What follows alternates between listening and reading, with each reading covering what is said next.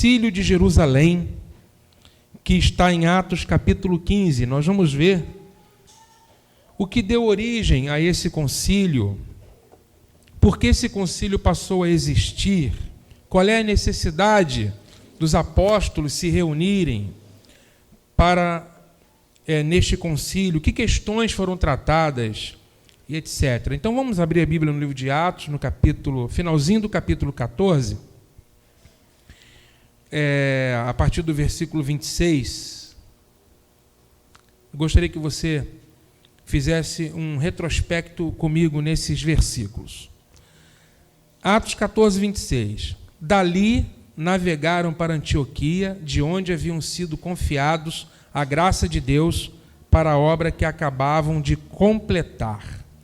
Quando chegaram e reuniram a igreja, relataram tudo que Deus havia feito por meio deles e como abrira a porta da fé aos gentios. E ficaram ali com os discípulos durante algum tempo. Amados, nós estudamos em Atos capítulo 13 a primeira viagem missionária de Paulo, né? Em Atos 13 nós vemos que Paulo e Barnabé, eles foram enviados pela igreja em Antioquia, Antioquia da Síria. Existem duas Antioquias, mas Antioquia, que é a cidade, base missionária da igreja em Antioquia, Antioquia da Síria. Antioquia da Síria. E dali eles foram para Chipre. De Chipre eles foram a Perge, subiram até Antioquia da Psídia. Já vimos tudo isso no mapa. Depois eles desceram a Icônio, em Listra, Derbe, e várias coisas começaram a acontecer nessa viagem. E o que resume essa viagem está no versículo 27. A primeira viagem de Paulo, o que a resume está escrito aí. Quando chegaram, reuniram a igreja e relataram tudo que Deus havia feito por meio deles e como abrir a porta da fé aos gentios.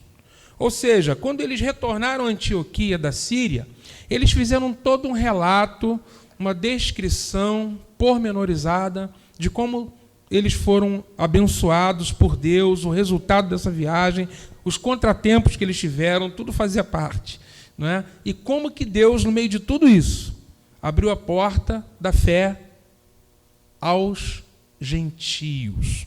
Quem são os gentios? Aqueles que não são judeus. Tá? Os gentios eram os povos pagãos, ao passo que a nação de Israel, como povo escolhido, os judeus, e todos os demais chamados de gentios. Nós vamos ver no livro de Atos como que Deus ele quebra a barreira entre judeus e gentios, ele abre a porta da fé aos gentios, e pelo sangue de Cristo derramado na cruz, ele derruba essa inimizade, essa separação entre os povos, e de ambos os povos ele faz um único povo para o louvor da sua glória. Agora, os irmãos não fazem ideia, ouvir isso hoje para nós é tranquilo, porque depois de 2000 anos do evangelho se expandindo no mundo gentílico, para nós hoje isso não tem muito impacto, saber que Deus escolheu os gentios. Mas no primeiro século, tempo em que a Bíblia foi escrita, o livro de Atos, foi um impacto muito profundo, muito forte, porque naquele tempo, qual era a ideia que eles tinham? O Deus de Israel tem uma aliança com Israel. O Deus de Israel, ele tem uma promessa para o povo de Abraão, na terra de Canaã, compreendeu? E só. Então eles se achavam exclusivos. Mas de repente o Espírito Santo começou a quebrar todos esses conceitos humanos, esse monopólio dos judeus, e começou a estender aos gentios, como a porta da fé se abriu aos gentios. Nós temos visto que isso tem acontecido já antes da primeira viagem missionária. Nós vimos o evangelho se expandindo de Jerusalém, através da perseguição que houve em Jerusalém, ele se estendendo para Samaria, para a Judéia, não é assim? Judéia, Samaria e até os confins da terra. Em Atos capítulo 8, nós vemos os samaritanos sendo alcançados. Em Atos capítulo 8, finalzinho, nós vemos um etíope lá da Etiópia, gente, sendo alcançado por Filipe. Em Atos capítulo 10, nós vemos um centurião romano, de nome? Centurião romano, de nome? Quem era o centurião romano que mandou chamar Pedro? Fala, gente. Cornélio. Cornélio, um romano, pagão, né? Sendo que Cornélio não era totalmente pagão, ele era um gentio. Mas qual é a diferença aí de gentio para pagão? A maioria dos gentios eram pagãos. A maioria. Aliás, todos os pagãos são gentios. Mas nem todo gentio era pagão. Porque Cornélio era temente a Deus. Apesar dele ser gentio, ele dava esmolas e fazia orações. Nota a diferença? Ele orava a Deus. E o anjo apareceu e disse: Deus ouviu a sua oração. Né? Vai a Jope e procura Pedro. Ele tem coisas para te falar. Então você percebe que o Espírito Santo está indo para Samaria, começa a alcançar os gentios. Quando a gente chega em Atos capítulo 13, nós vamos nos deparar com a primeira viagem missionária. Até o final de Atos, haverão mais 2, porque ao todo são 3 viagens missionárias. E a primeira é Atos 13, 14. Irmãos, é muito importante que os irmãos prestem atenção, porque a Bíblia a Bíblia é um livro que foi escrito na história. E às vezes a gente não entende muito bem por que tanta informação. Mas a Bíblia é um livro que, ao mesmo tempo, é divina, ela é humana também. Não pense que a Bíblia é só divina. A Bíblia é divina e humana. Exatamente como Cristo é divino e é humano ao mesmo tempo. Como que a Bíblia pode ser divina e humana? Da seguinte forma: Deus inspirou homens. Ele inspira, mas o canal da revelação é humana. Então, homens movidos pelo Espírito escreveram da parte de Deus. Então, a Bíblia, por ser divina, é um livro como nenhum outro. Mas, por ser humana, é um livro como qualquer outro. Entenda? É divina, é um livro como nenhum outro. Mas, por ser humana, é um documento. E, por ser um documento, tem que ser estudado como todo documento antigo. Estudando história, o ambiente histórico, o ambiente cultural, a língua.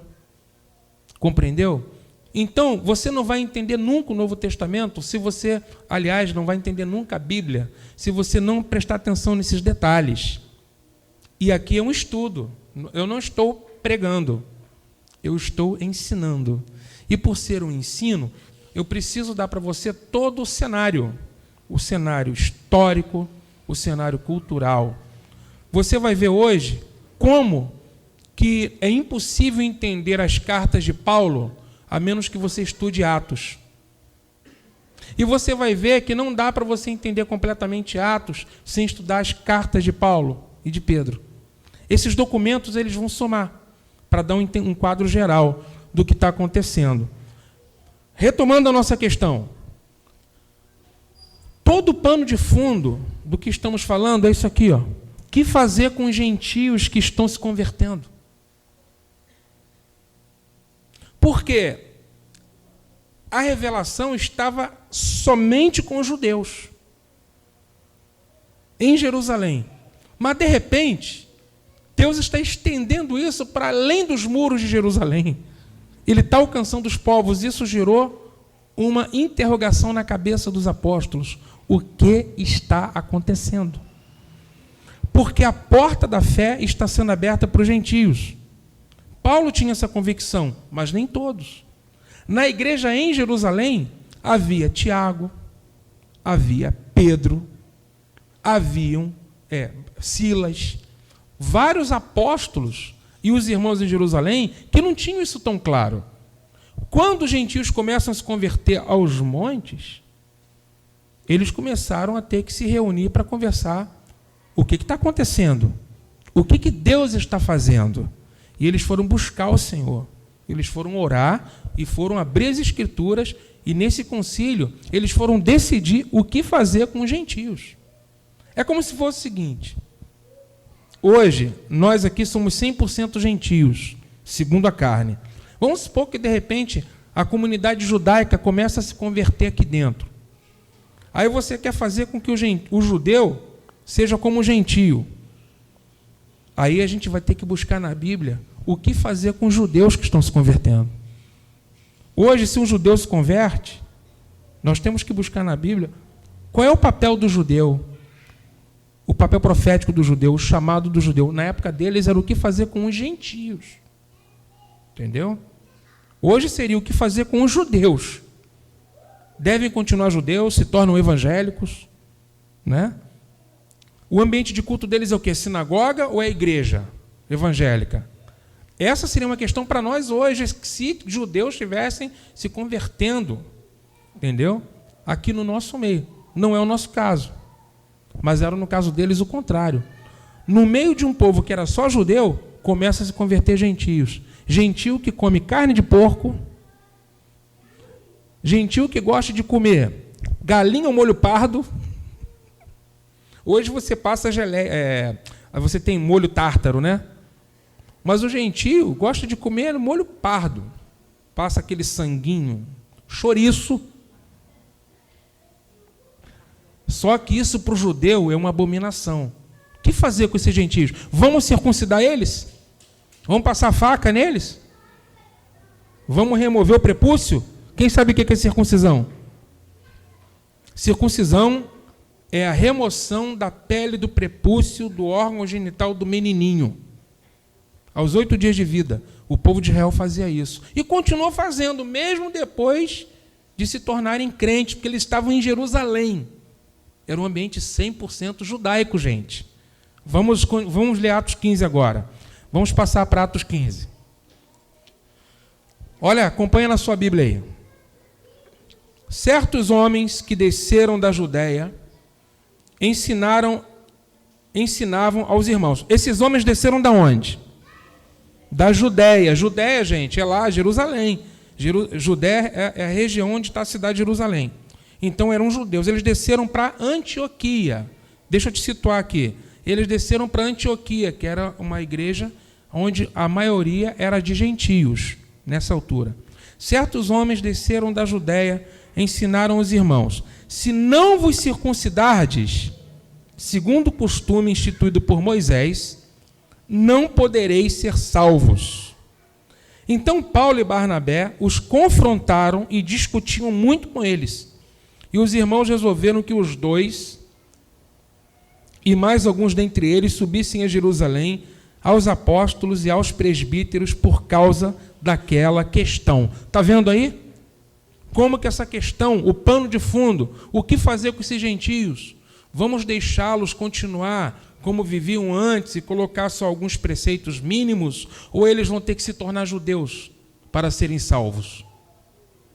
Alguns desceram de Jerusalém, judeus.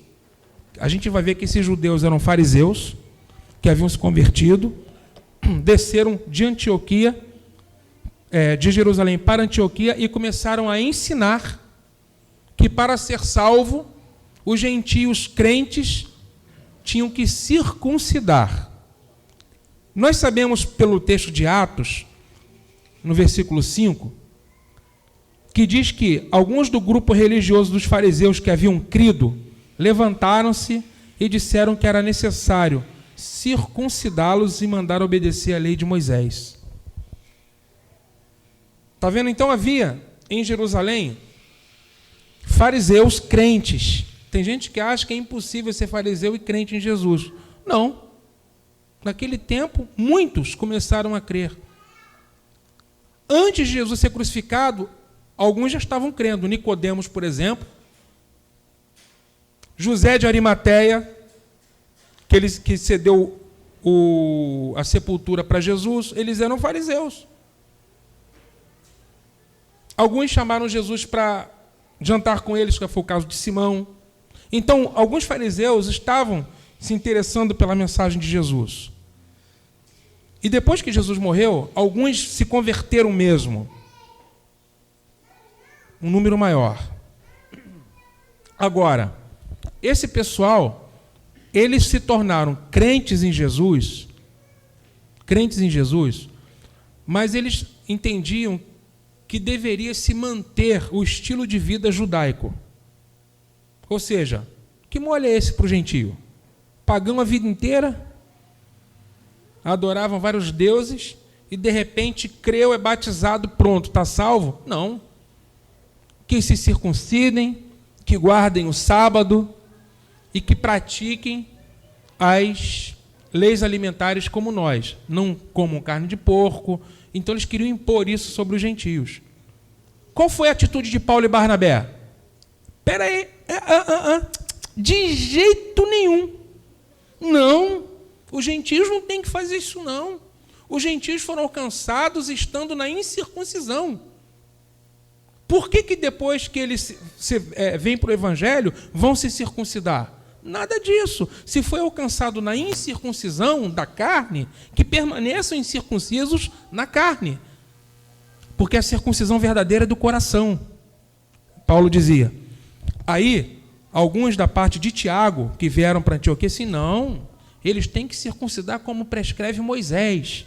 Então, irmãos, esse foi o debate acalorado que Paulo e Barnabé, a igreja de Antioquia, enfrentaram naquele momento.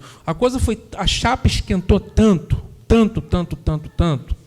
que a igreja de Antioquia disseram assim, olha, vocês vão ter que ir para Jerusalém para resolver essa parada lá com Tiago, com Pedro.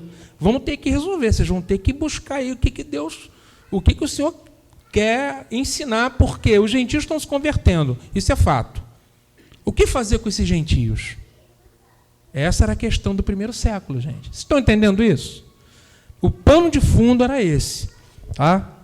Então, haviam conflitos de doutrina. Uma parte da igreja em Jerusalém achava que não, que tinha que circuncidar. Paulo e Barnabé, que tinham tido a experiência missionária com os gentios, entendiam que não. E você vai ver, a Bíblia não esconde esses conflitos. Você vai ver Pedro dizendo que Paulo fala coisas difíceis nas cartas dele. Você vai ver Paulo dizendo que repreendeu Pedro na cara, porque a atitude de Pedro era vacilante e duvidosa. Você vai começar a perceber e entrar nesse mundo do primeiro século, tal como está na Bíblia, que às vezes hoje, se a gente não entra no pano de fundo, não entende o contexto histórico, né, o que estava realmente acontecendo naquele tempo, você fica perdidinho, você tem um livro na mão que você não consegue entender, né, a força do texto bíblico. Né? E aí, então, o que acontece? Havia um conflito de doutrina e Paulo e Barnabé, então foram, olha, o versículo 2, então Paulo e Barnabé os confrontaram e discutiram muito com eles, com esses homens que vieram da Judéia. E os irmãos resolveram que os dois e mais alguns dentre eles subissem a Jerusalém aos apóstolos e aos presbíteros por causa daquela questão. Eles foram acompanhados pela igreja por um trecho do caminho e, passando pela Fenícia e por Samaria, relatavam a conversão dos gentios, levando grande alegria a todos os irmãos. Quando chegaram a Jerusalém, foram recebidos pela igreja e pelos apóstolos e presbíteros. Então, relataram tudo o que Deus havia feito por intermédio deles. E aí, então, eles chegam em Jerusalém e a palavra do Senhor diz que eles foram muito bem recebidos pelos apóstolos. Né? Tiago, Pedro e os demais irmãos receberam muito bem Paulo, Barnabé, e eles começaram a falar o que Deus tinha feito. O que Deus tinha feito através deles em quê? Quando? Na primeira viagem missionária. Aí você vai perceber o quanto foi importante para a definição da doutrina da igreja no que diz respeito aos gentios, a viagem de Paulo e Barnabé, a primeira viagem missionária. Porque essa viagem, ela trouxe todo o relato da experiência, tá? Que veio trazer luz àquilo que eles estavam conversando. Afinal de contas, o que aconteceu com os gentios? E eles relataram, olha, o paralítico foi curado, as pessoas começaram a crer, né? E começaram a relatar.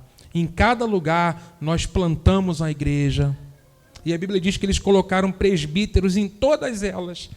Quando eles passaram por Antioquia, foram para Chipre, de Antioquia para Chipre, de Chipre para Perge, de Perge para Antioquia da Psídia, para Icônio, para Listra, para Derbe. Quando eles voltaram estabelecendo presbíteros em todas essas igrejas. Quem eram esses presbíteros? Dentre os próprios irmãozinhos que creram, eles acabavam assim, vem cá, quem que é o mais aí, quem que é o mais maduro na fé aí? Quem que é o mais, quem que está servindo mais os irmãos? Quem que é mais aplicado na oração? Vocês vão ser pastores aqui em Derbe. Vai para Listra, vocês vão ser presbíteros aqui em Listra. E foi estabelecendo presbíteros em todas essas igrejas. E foi relatando tudo aquilo que Deus havia feito por intermédio deles. E aí, então, ele chega em Jerusalém e a viagem de Paulo e Barnabé foi assim, de suma importância para tudo isso, né? Aí, vamos continuar lendo. Versículo 5. Mas alguns do grupo religioso dos fariseus, que haviam crido, levantaram-se e disseram que era necessário circuncidá-los e mandar que obedecessem à lei de Moisés. Está vendo? Essa era a questão. Se você marcar a sua Bíblia em Atos 15 e você vir comigo para o texto de Gálatas, capítulo 2, você vai ver que o pano de fundo de Gálatas era exatamente esse. A questão da circuncisão dos gentios.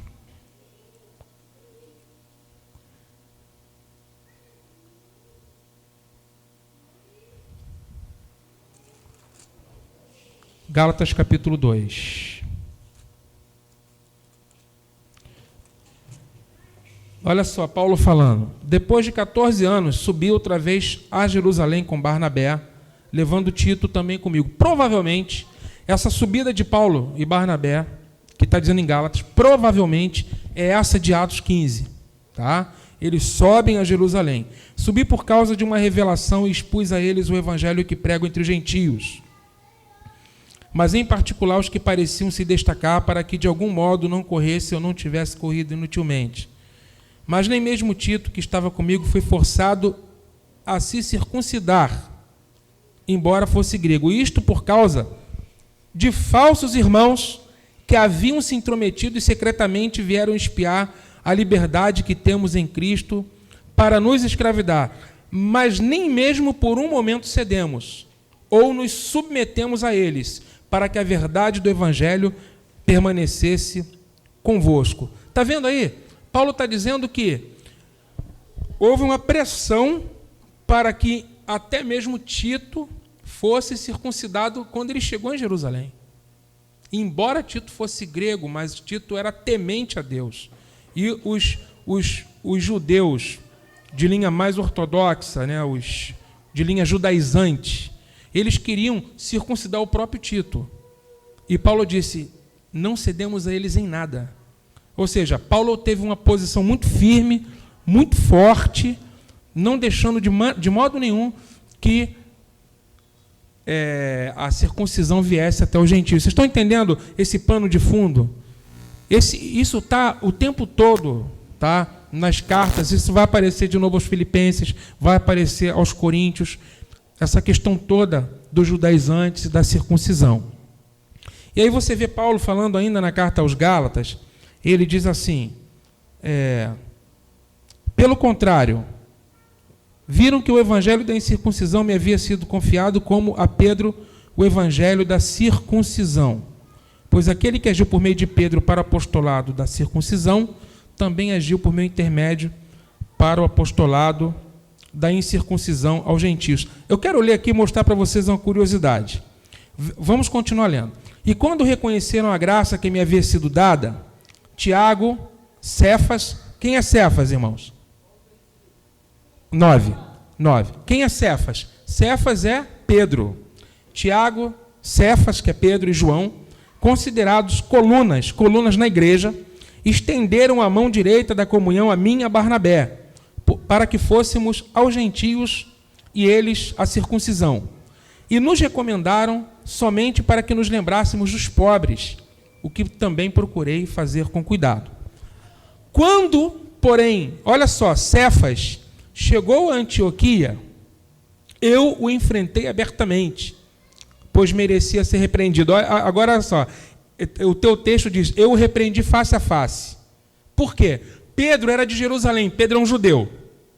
Agora você vai entender o motivo do concílio de Jerusalém. Pedro era um judeu, estava em Antioquia, que era uma igreja que tinha, pelo menos a metade já era de gentios. E o que Pedro fazia? Quando não tinha ninguém da parte de Tiago, lá de Jerusalém, do presbitério de Jerusalém, ele comia com os gentios, ele sentava na mesa dos gentios, ele via o gentio comendo, por exemplo, uma carne de porco, e ele não falava nada, está entendendo? Ele partilhava da mesa, da comunhão com os gentios, né? Sem problema nenhum. Quando chegava o pessoal do Tiago, de Jerusalém, Pedro saía do meio dos gentios e ficava junto do judeuzão, da judeusada, né, com a postura, né, mantendo a pose de judeu. Quando eles não estavam, ele voltava a se reunir. Quando Paulo percebeu isso, ele disse, opa, larga a mão de ser hipócrita, rapaz. Paulo falando para Pedro, hein?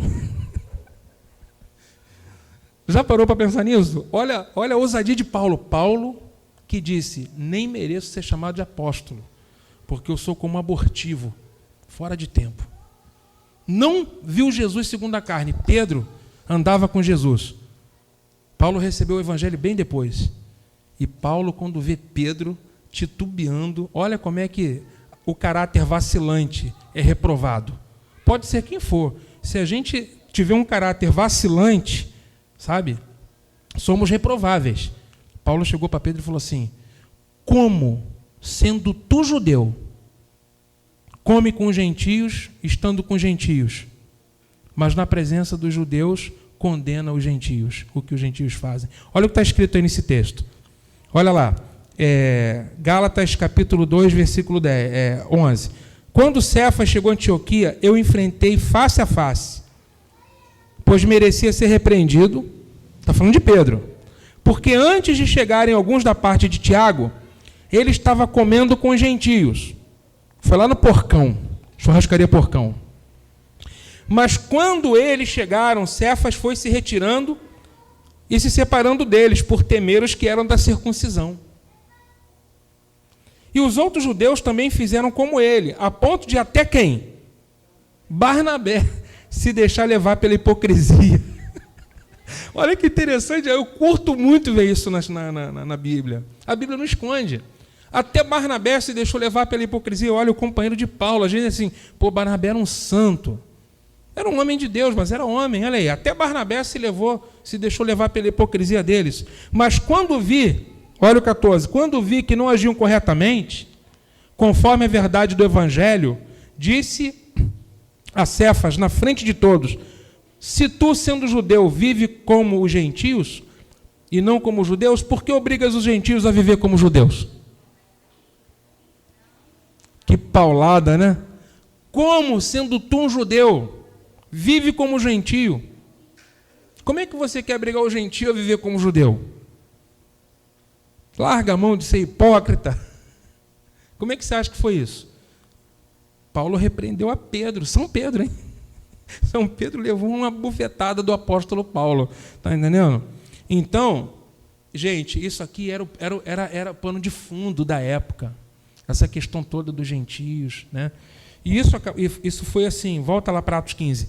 Isso foi tão forte, mas tão forte, que gerou um concílio.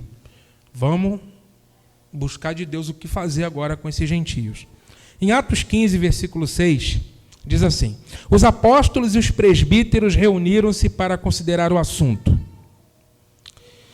E havendo grande discussão, Pedro levantou-se e disse-lhes, irmãos, bem sabeis que já há muito tempo Deus me escolhera dentre vós para que os gentios ouvissem da minha boca a palavra do Evangelho e crescem. De quem que ele está falando, gente? Qual foi a experiência aqui que ele está querendo, que está subentendido aí? Na casa de? Pedro na casa de? A gente fala. Vamos lá, gente, participa. casa de Cornélio. Ele está falando de Cornélio. Vocês sabem como Deus me escolheu para que os gentios ouvissem da minha boca a palavra do Evangelho. E Deus, que conhece os corações, testemunhou a favor deles, dando-lhes o Espírito Santo, assim como a nós. E não fez distinção alguma entre eles e nós, purificando-lhes o coração pela fé. Agora, por que quereis colocar Deus à prova, impondo aos discípulos um jugo que nem nossos pais, nem nós pudemos suportar? Pelo contrário, cremos que somos salvos pela graça do Senhor, do mesmo modo que eles. Queridos, Pedro, nessa palavra dele, em primeiro lugar, ele relembra que Deus o havia usado para alcançar gentios. Primeiro ponto, esse é o primeiro ponto da fala dele. Deus o usou para alcançar Cornélio. Certo? Ele lembra isso. Segundo lugar, ele diz assim: eu vi que Deus abriu a porta da fé para eles porque Deus lhes deu o Espírito Santo. Esse povo não está vindo a Cristo porque decidiu vir, mas o Espírito Santo os alcançou. Eles foram chamados porque receberam o Espírito. A maior prova disso é que eles receberam o Espírito Santo. E vocês devem se lembrar que Deus não fez por acaso. Quando derramou o Espírito Santo sobre Cornélio, a casa e os amigos, antes de serem batizados nas águas. Olha aí, Deus invertendo a sequência. Em Atos 2,38, Pedro diz assim: arrependei-vos, né? Cada um de vós seja batizado em nome do Senhor e recebereis o dom. Primeiro ele coloca batismo para depois falar do dom. Mas Deus é livre, soberano. E ele confundiu a teologia dos judeus. Por quê? Ele batizou no Espírito Santo antes deles serem batizados nas águas. Quem é que pode definir a ordem das coisas acontecerem? Não é? Nenhum homem pode definir, mas Deus é aquele que define. Foram batizados no Espírito. Esse foi o sinal inquestionável do chamado dos gentios. O Espírito Santo veio antes de serem batizados nas águas. Como negar a água em quem já está profetizando? Já estavam profetizando, estavam cheios, falando em línguas, interpretando línguas, profetizando. Mas eu tenho certeza que os religiosos diriam assim: não importa que estão cheios do Espírito Santo, primeiro eles têm que se circuncidar, ser batizado nas águas para depois receber o dom. A religiosidade cega, gente. Sabia disso? Religiosidade cega. E nesse concílio o Senhor começou a abrir os olhos deles para entender que Deus havia escolhido os gentios porque deu o Espírito Santo. O versículo 8, olha, diz assim: e Deus, que conhece os corações, testemunhou a favor deles, dando-lhes o Espírito Santo, assim como nós. Eu faço uma pergunta para os irmãos: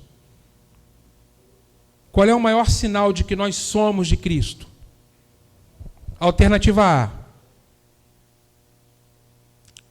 frequentar uma igreja, ter o nome no hall de membros de uma igreja. Alternativa B: ter o Espírito de Cristo. Alternativa C: ter ido no Vaticano ou na terra de Israel alguma vez na vida. O que vocês acham? O que faz você ser propriedade de Deus? Se você tem dúvida, consulta Romanos, lá no capítulo 8, que diz assim: se alguém não tem o Espírito de Cristo, esse tal não é dele. O que me faz ser de Cristo? O fato de eu ter o Espírito de Cristo, gente. Se você tem dúvida se você tem o Espírito de Cristo em você ou não, é porque você ainda não teve experiência. Porque quando você tem a experiência, o Espírito testifica no seu coração. Quem tem o Espírito sabe que tem. Quem nasceu de Deus sabe que nasceu. Por quê? O Espírito testifica no nosso coração de que nós somos filhos de Deus. E o Espírito foi dado aos gentios. Essa é a maior prova que Pedro argumentou no concílio. Deus lhes deu o Espírito Santo. Ok? E aí o texto diz: e não fez distinção alguma entre eles e nós, purificando-lhes o coração pela fé. Ou seja, em Cristo não há mais judeu e nem gentio, nem escravo e nem livre. Compreende? Todos somos um. Em Cristo acabou a separação.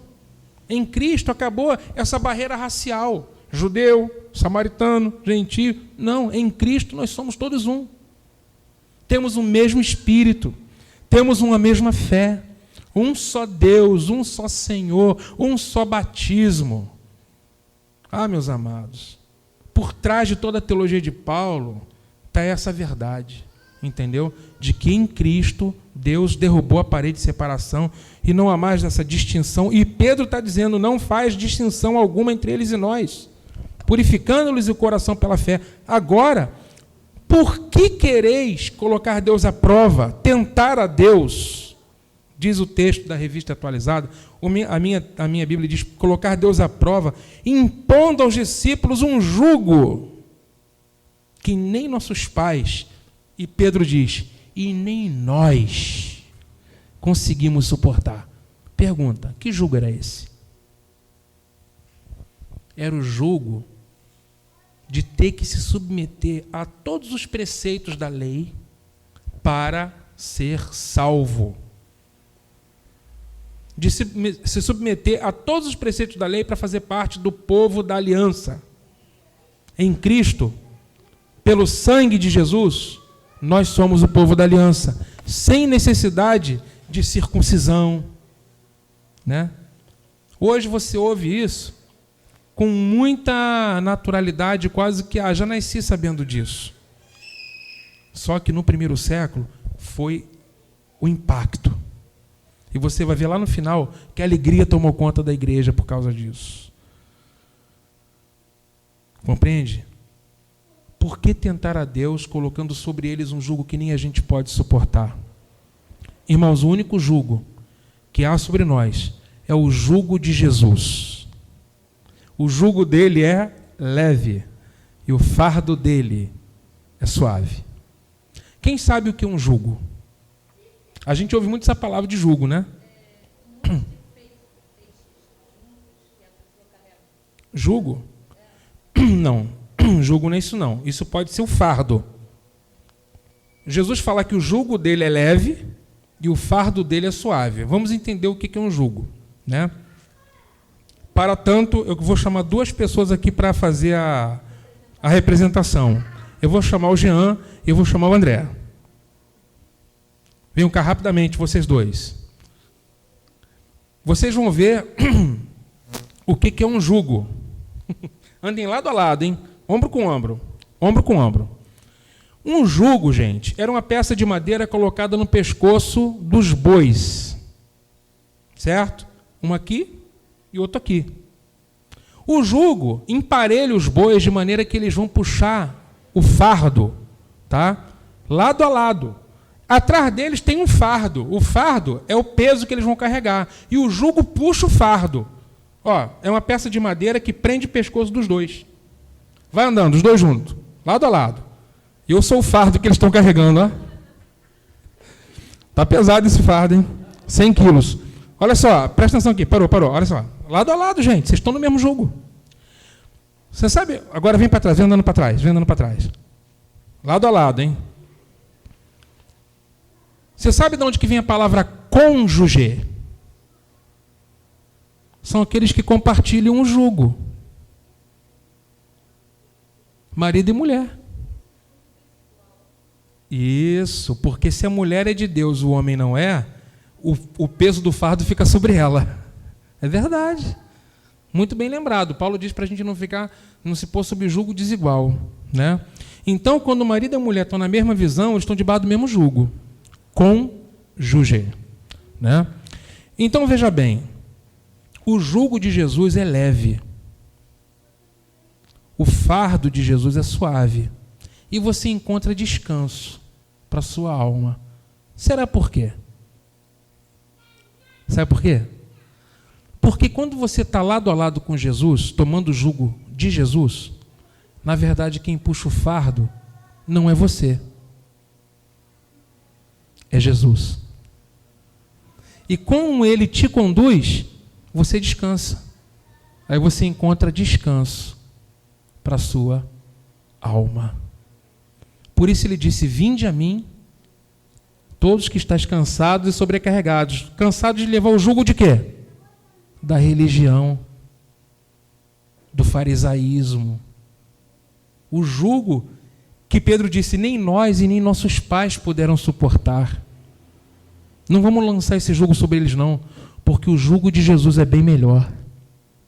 É leve, é suave. Vamos aplaudir esses cônjuges. Cônjuge no outro sentido, né, querido? E aí, o que a Bíblia diz? Para você levar o jugo de Jesus.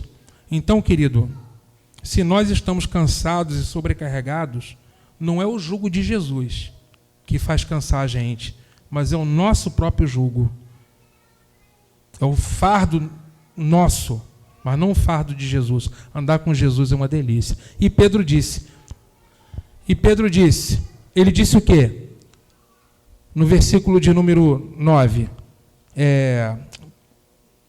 que nem nós e nem nossos pais podemos suportar. Versículo 10. Pelo contrário, cremos que somos salvos pela graça.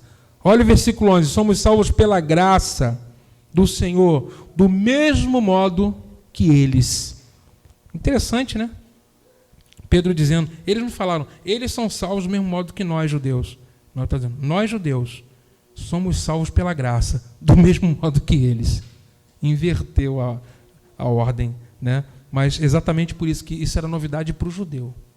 O judeu é salvo pela graça também.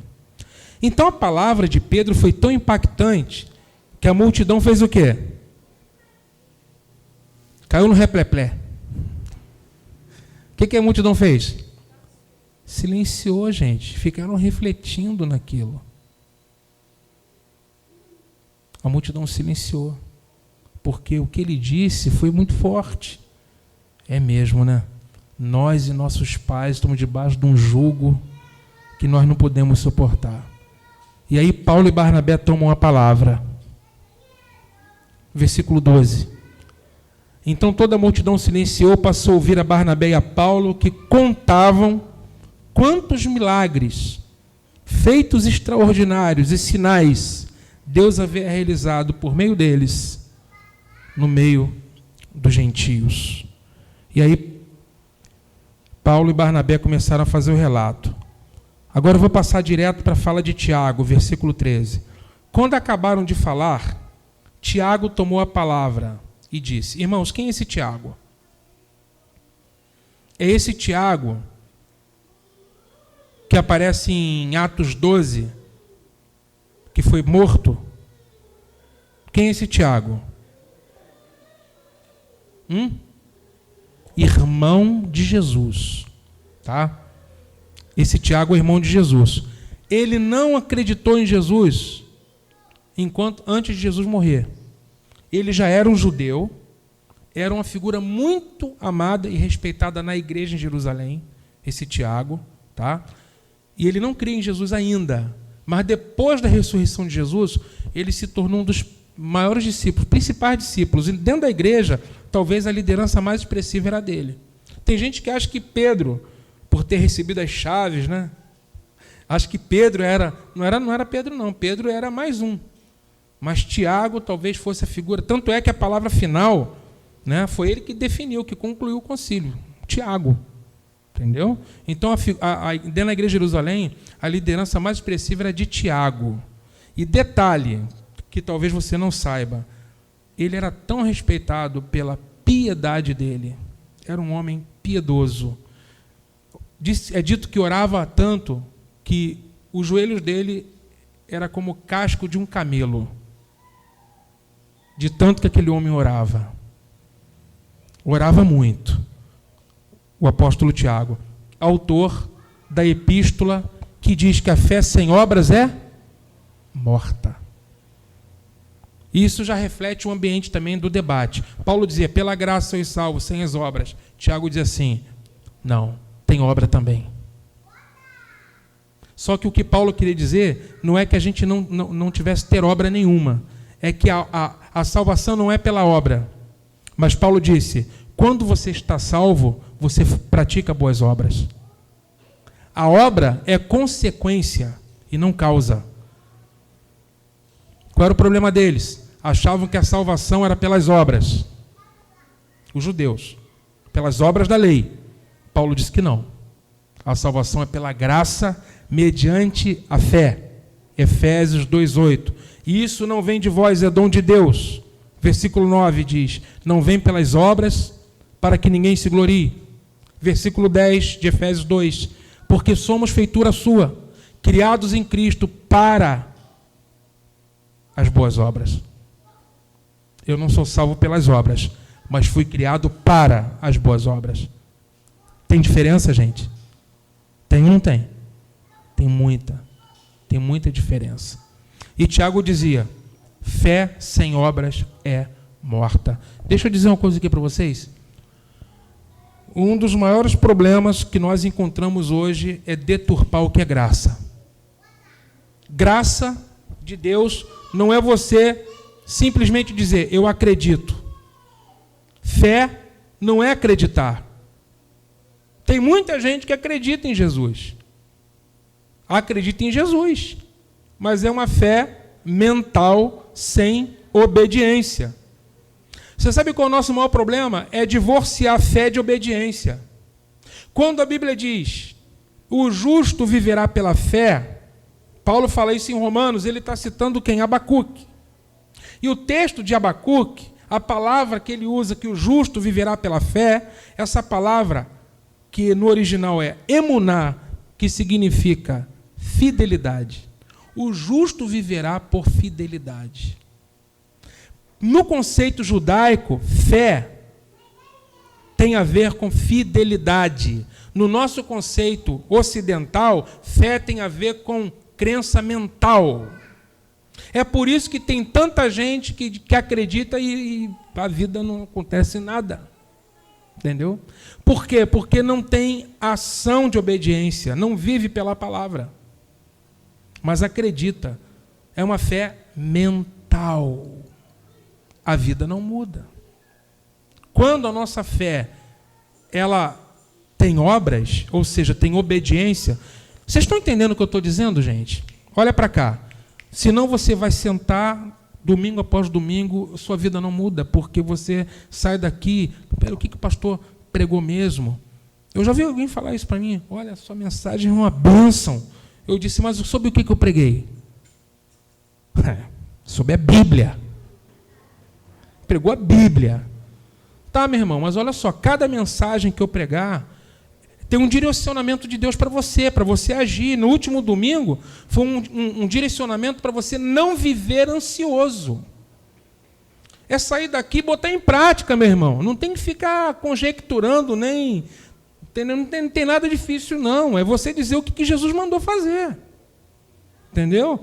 Porque eu não quero a cada dia demonstrar que eu tenho muito conhecimento, mas através de uma boa interpretação da palavra, você entender o que Deus requer de você. A fé sem obras é morta. Cadê a sua fé?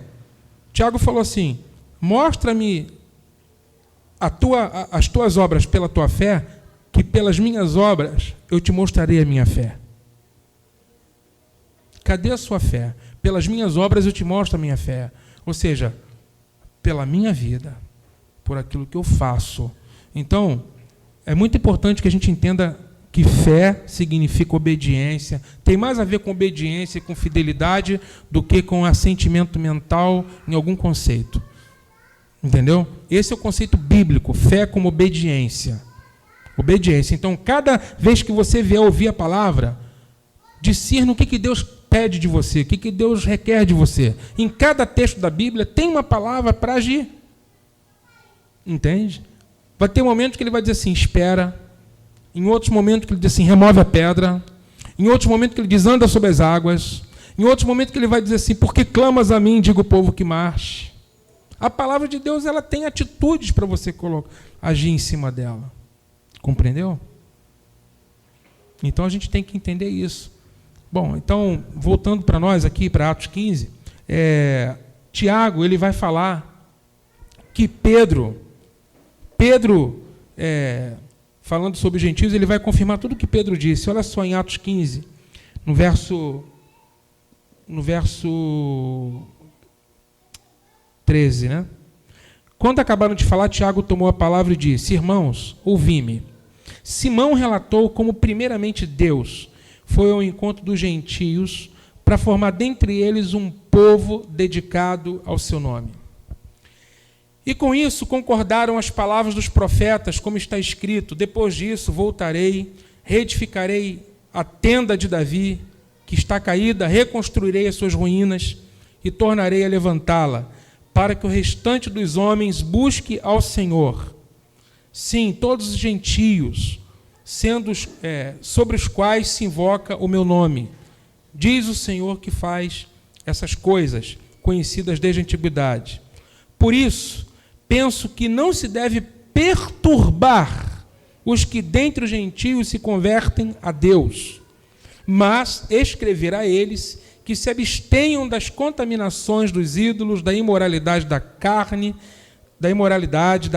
de animais sufocados e do sangue. Porque desde os tempos antigos, em cada cidade, Moisés tem homens que o preguem, e é lido em cada sábado nas sinagogas. Irmãos, vamos entender a fala de Tiago, né? Primeiro ele reforça a palavra de Pedro. De fato, Deus escolheu os gentios também. E ele associa essa realidade de Deus escolher os gentios com uma profecia. Amós, capítulo 9, versículo 11, em que Deus diz que vai levantar de novo o tabernáculo de Davi que estava caído. A tenda de Davi, ou a casa de Davi.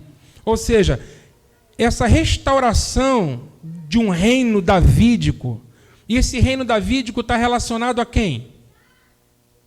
A Jesus, o filho de Davi. A restauração do tabernáculo de Davi tem a ver com o surgimento do Messias, para que os povos busquem a Deus.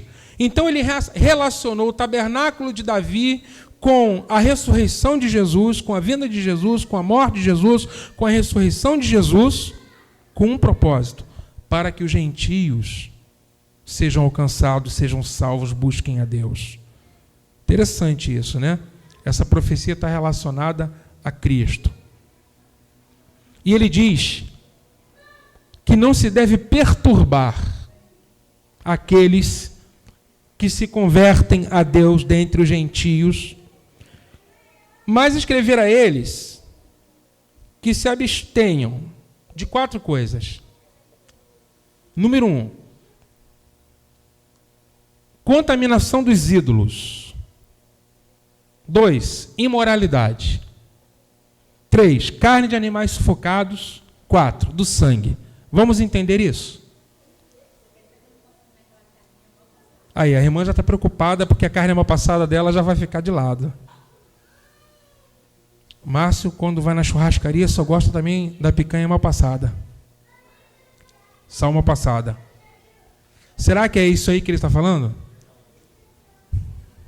Será que é disso que eles estão falando? Ele diz que não se deve perturbar os gentios, mas 4 coisas básicas tem que fazer. O que significa isso, gente? Você se lembra que quando Pedro estava com os gentios, ele ficava à vontade. Ele comia com os gentios. Quando veio de Jerusalém, os da parte de Tiago, ele já se separava dos gentios. Isso por causa de quê? Havia uma separação, um problema sério para o judeu sentar na mesa com o gentio. Isso está falando da convivência em comunidade, de relacionamento entre judeus e gentios juntos no mesmo lugar. Em Antioquia, se a igreja é toda gentílica, não ia ter esse problema. Não ia ter judeu para querer separar. Mas a igreja era mista, tinha judeus e gentios. Então olha como foi a direção que o Espírito Santo deu.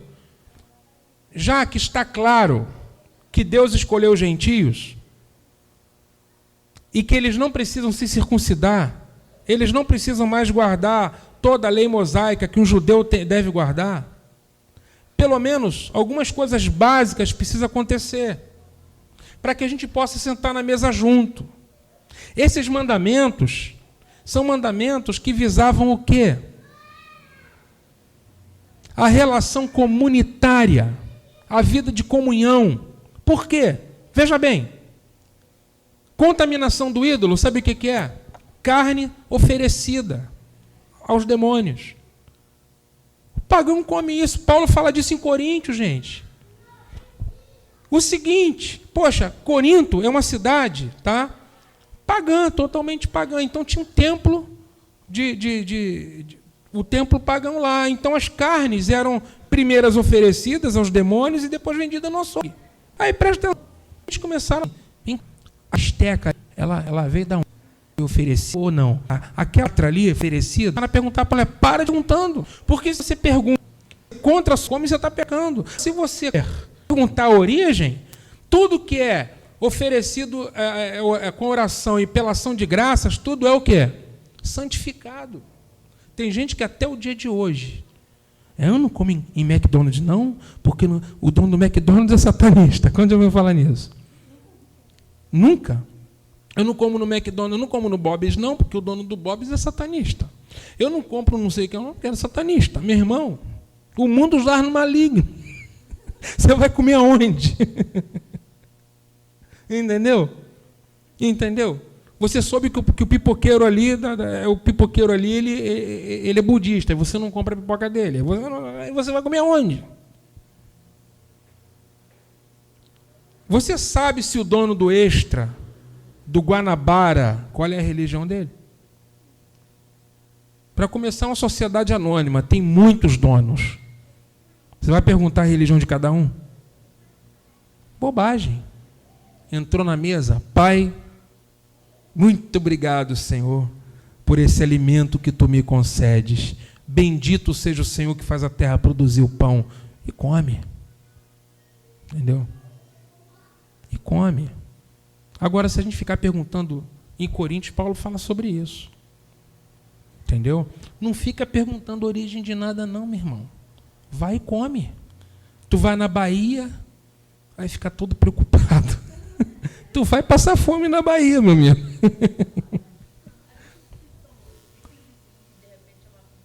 Não tem jeito.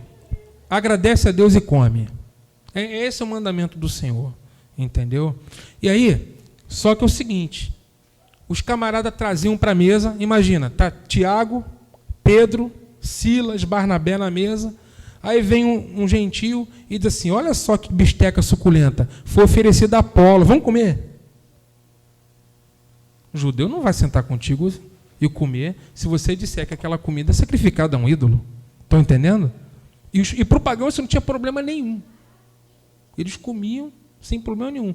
E de fato não tem problema, só que para a consciência judaica é um problema. Primeira coisa, se abstenham da comida sacrificada aos ídolos. Quantos estão entendendo o que eu estou falando? Para convivência comunitária, gente. Segundo, da imoralidade. Tem versão que fala o quê?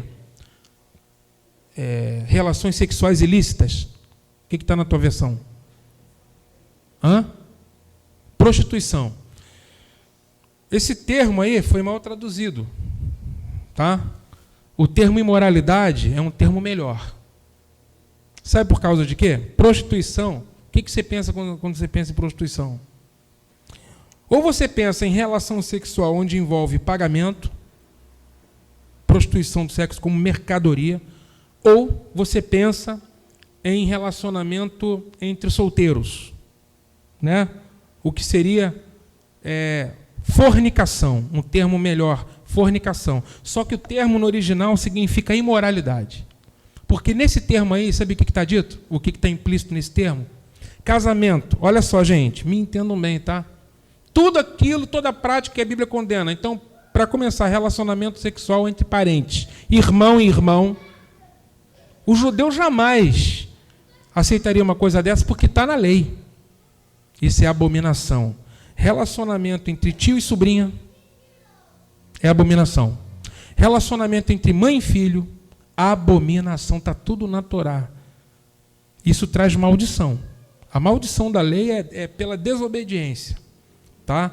Todo tipo de prática. Para os gregos, para os romanos, isso era absolutamente normal. Casamento entre irmão, com tio, com primo, normal. Só que para Israel não pode. A lei de Deus é outra. Entende? Então, ele disse, abstenham dessas coisas. Carne consagrada a ídolos, relacionamentos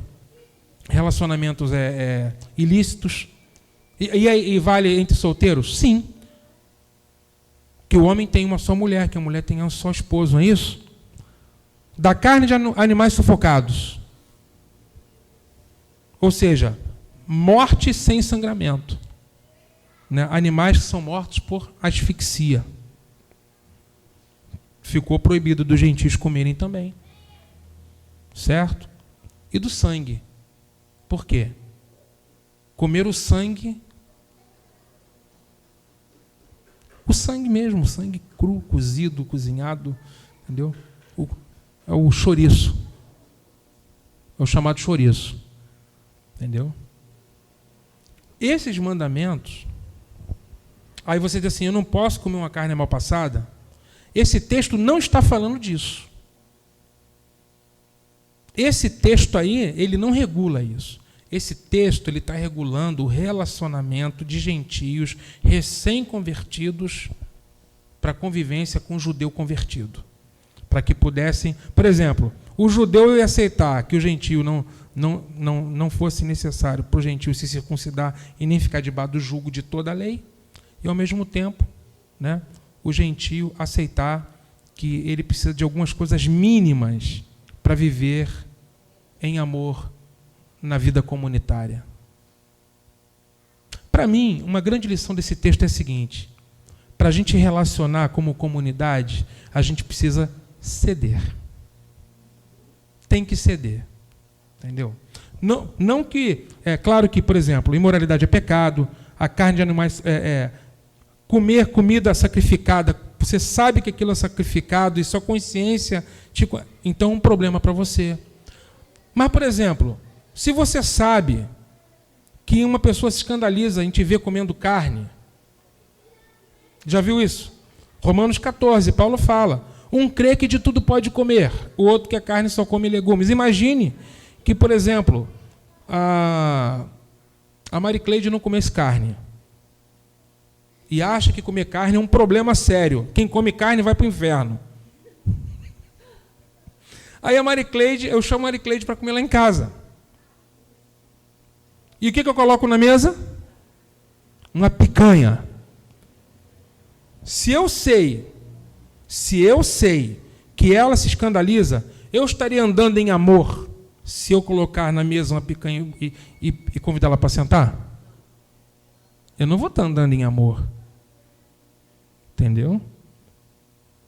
Então, ainda que eu considere que não tenha problema, para que a gente possa viver bem, irmãos, a cruz é o princípio do relacionamento. Para a gente ter um bom relacionamento, a gente tem que andar no princípio da cruz, do negar a nós mesmos, para agradar o irmão, para ceder. Então, para que a vida comunitária funcione, é necessário ceder.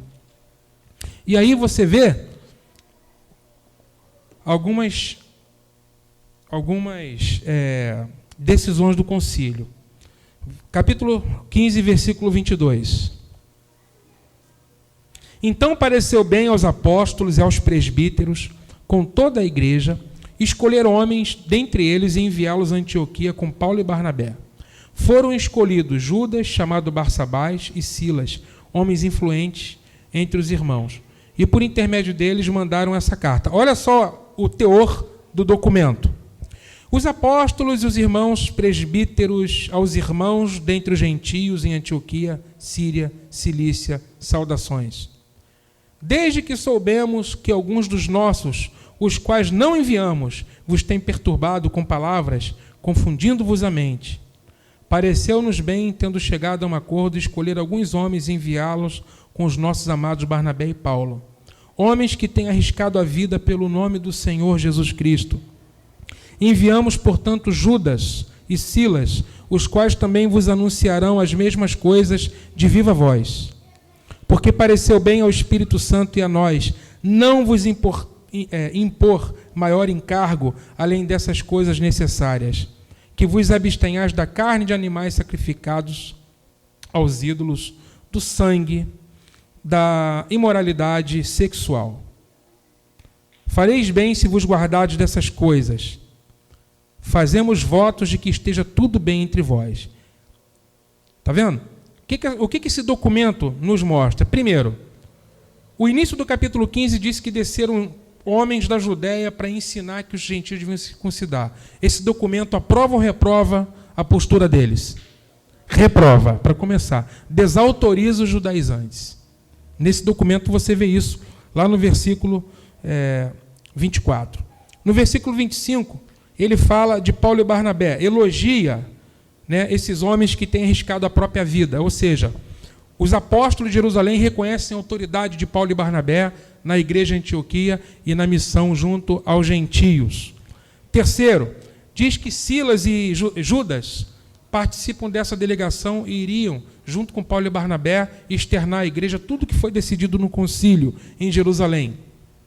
E por último, fala de que os gentios não devem ser perturbados com esse negócio de circuncisão. Dia desses, gente, um tempo atrás, eu fui numa sinagoga, aquela sinagoga lá do esqueci o nome dele, Eduardo, né? É um amigo meu, é judeu, crente em Jesus, né? Convertido a Jesus. E eu fui lá passar o dia com eles, nós participamos lá dos estudos de manhã à noite. É um crente em Jesus, gente. Lê a mesma Bíblia que a gente, só que é um judeu. Só que chegando lá, vieram outras pessoas também, de vários lugares. Era um evento que aconteceu. E na volta eu dei carona para um dos irmãozinhos que mora aqui em São Gonçalo.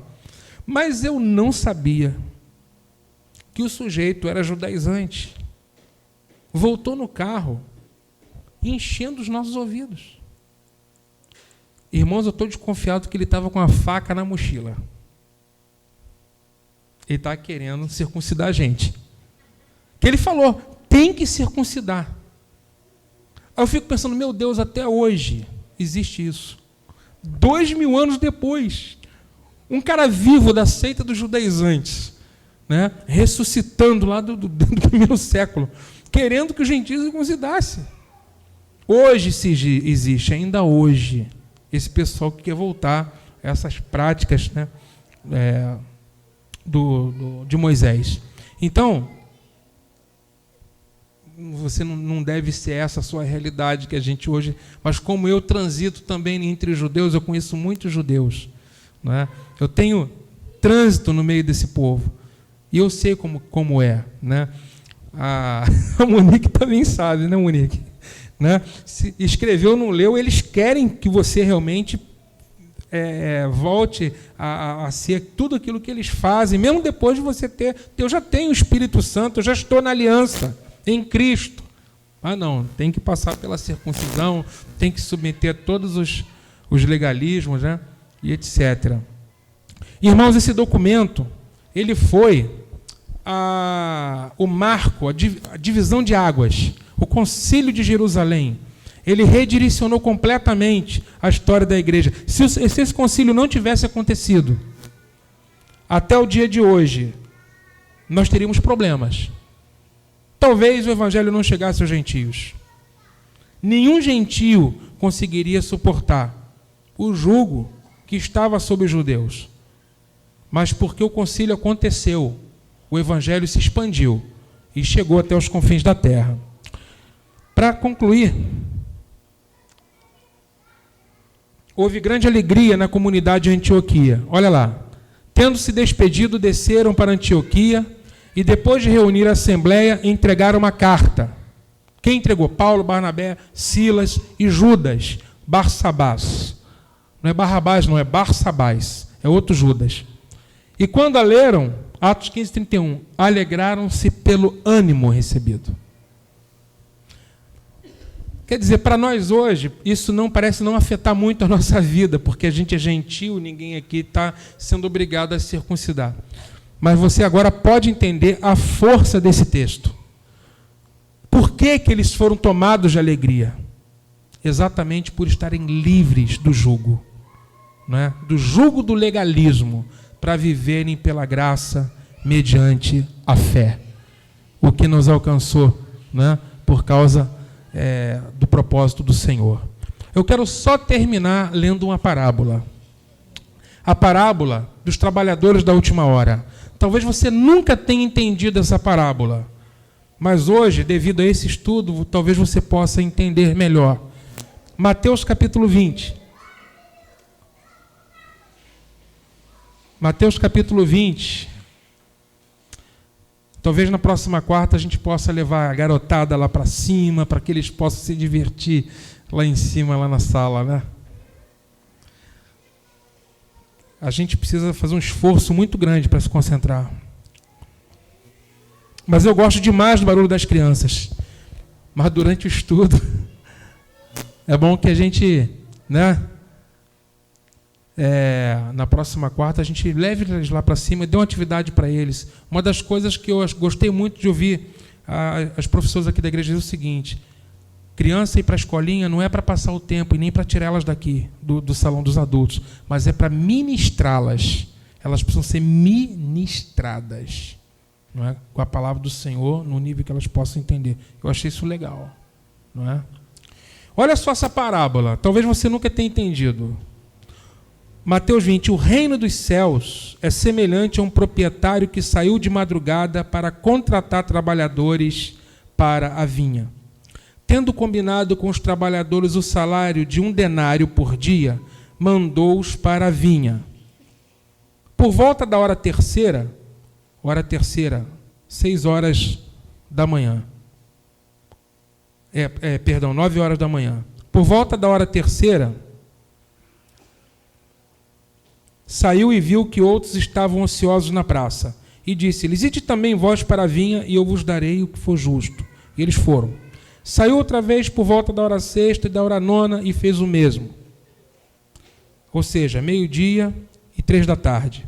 De igual modo, por volta da hora da 11ª hora, saiu e encontrou outros que lá estavam, e perguntando-lhes: por que estáis aqui ociosos o dia todo? E eles responderam: porque ninguém nos contratou. E eles disse: ide também vós para a vinha. Ao anoitecer, o dono da vinha disse ao administrador: chama os trabalhadores e paga-lhes o salário, começando pelos últimos até os primeiros. Vindo os que chegaram por volta da 11ª hora, esses, irmãos, da 11ª hora foram os primeiros ou os últimos? Eles trabalharam, foram os últimos, presta atenção. 11ª hora foram os últimos ou os primeiros? Os últimos. Eles trabalharam 1 hora só, hein? E receberam 1 denário cada um. Quando os primeiros vieram, pensaram que receberiam o quê? Mais. Eles, porém, também receberam o quê? Justo ou injusto?